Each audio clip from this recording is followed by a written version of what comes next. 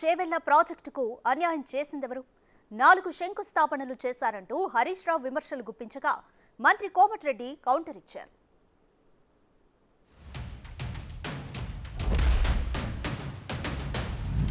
సంవత్సరంన్నర లోపే ఆ జీవోను మళ్ళీ మార్చి జీవో నంబర్ 238 ద్వారా 38,500 కోట్ల రూపాయలకు ప్రాజెక్ట్ కాస్ట్ పెంచారు.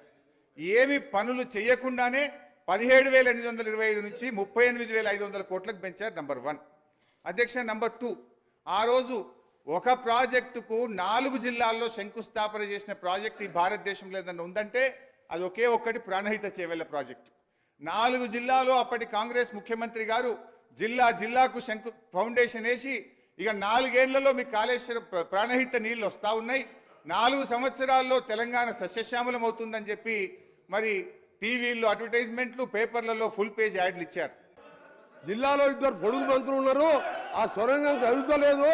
రేపు తెలంగాణ ప్రభుత్వం వస్తుంది, కుర్చీ చేసుకుంటా ఇక్కడనే కూర్చుంటా ఇక్కడనే పండుకుంటా అన్నాడు.